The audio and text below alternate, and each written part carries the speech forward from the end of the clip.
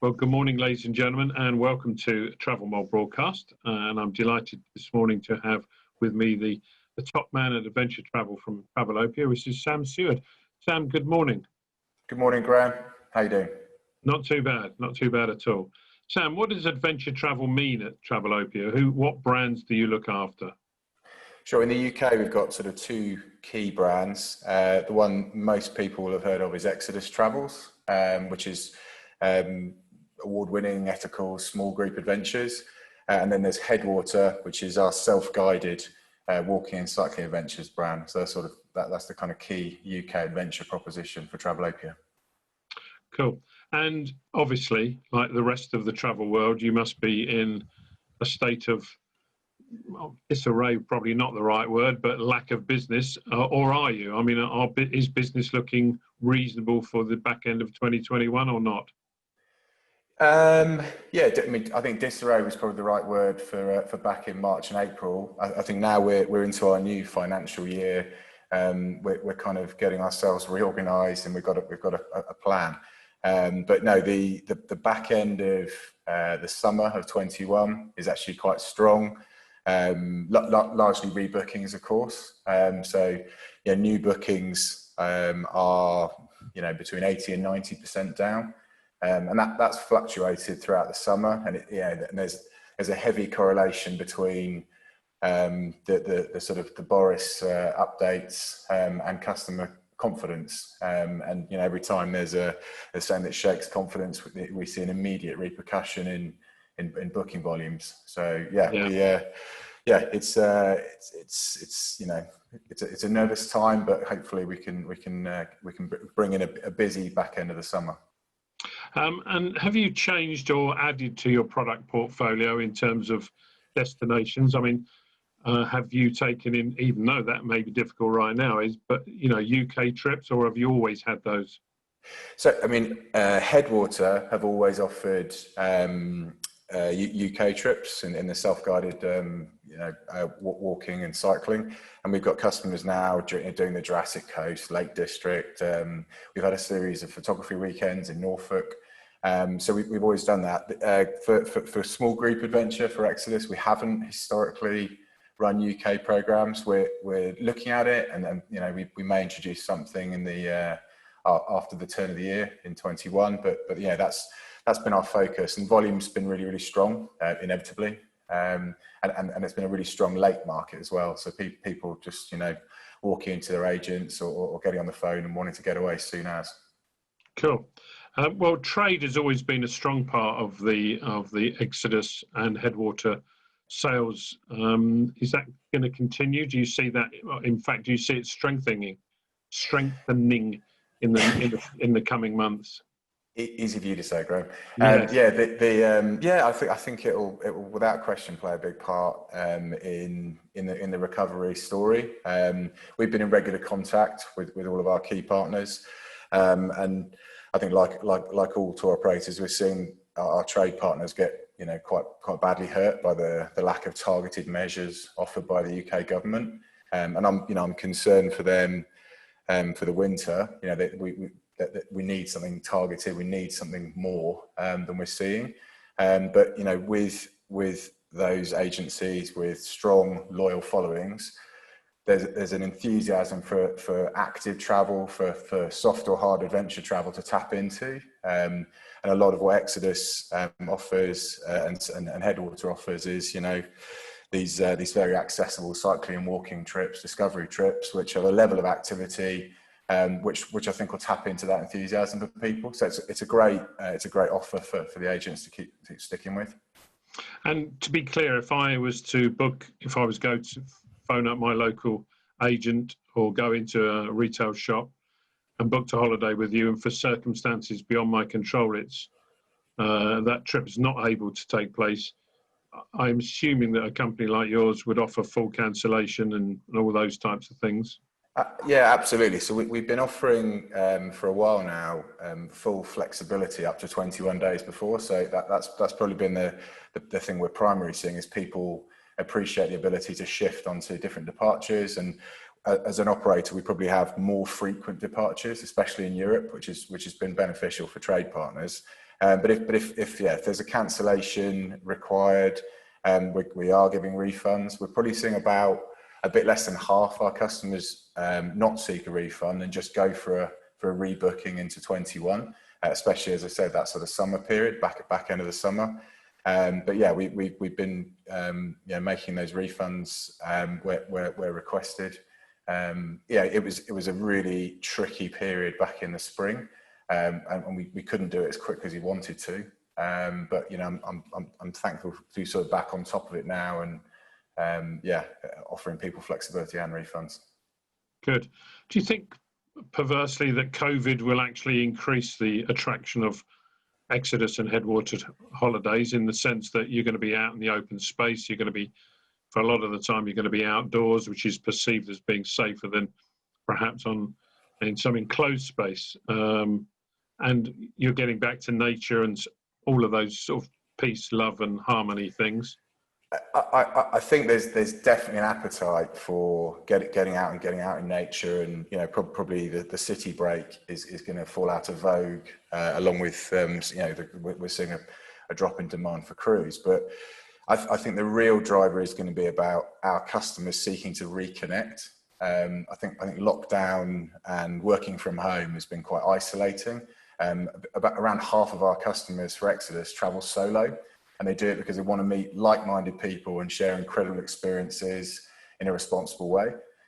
So having that opportunity to reconnect is probably more important than anything for those guys wanting to get back into the group environment. And we've adjusted a number of our itineraries, not just as with lashings of hand sanitizer and social distancing opportunities, but we've also attempted to reroute them away from busy, overpopulated areas and urban centres. So there is that sense of increased space and air. Cool. Do you think that Exodus and Headwater, in a more general sense, make enough of the responsibility and sustainability factors in your planning? I mean, if you take some of your competitors, they make a virtue of it almost. That's the big thing, as opposed to almost to the extent it's more important than the enjoyment of the holiday. I think we've in our sort of marketing and our communication, we've always focused on award-winning, consistent quality. 5 years of being which recommended. But we do have the sort of sustainability and responsibility side. I mean, 5 years ago, after the 2015 earthquake in Nepal, with our customers' generosity, we raised over £250,000 and operationalised those donations in the form of schools and clinics and hospitals. So we're rebuilding schools in Bandagar in India, and we've got a number of projects on the go. I think we've spent a lot of time in the last year improving our governance. We've set up a charity, so the Exodus Travels Foundation. And we're now in a position to really kick on. And I think now we've got our processes and our governance and our oversight really clear. We'll probably talk more and leverage more about how we're kind of trying to harness the power of travel to improve life in hard to reach places. So I think we'll do more now we've got our ducks in a row. And do you think that this is an opportunity almost to not reposition, but almost to re-emphasize the brand credentials of Exodus and Headwater, to bring it more to the fore? Yeah, I think helping people understand that we have that, we have an incredibly strong sense of ethics. We work with a supply chain that I'm desperately worried about, really, in terms of the impact of COVID-19. We work with these small businesses and family businesses in communities in hard to reach places. I think helping people understand that is going to be important, and I think talking about our community programs, like our community kickstart program we're launching this week, is going to be really important. But I think customers continue to unfortunately fixate on the need for a stabilized approach to quarantine measures and testing. So that's, I think that comes first, and then we'll be, in a great space to talk about the reassuring messages we can offer about travel with confidence, book with confidence, and make a difference with your holiday choice. And do you think that you know, you've hinted at it a number of times in this conversation about the fact that you're disgruntled with the way that the government have handled some of the aspects of travel in and out of the UK. Has Travelopia as a bigger group, you know, you're a big company, you've got lots of extremely well-known brands, you employ a lot of people in the across the country. Have you done anything in order to represent those views at a higher level, or have you joined any massive movements and or have you done anything? Yeah, we've tried as best we can to put our weight behind any of the campaigns, and you know yourself, they've been numerous, to sort of get into the narrative about saving travel. We have, I think, had as a group, we've joined other similar sized groups in making representations to MPs and Parliament.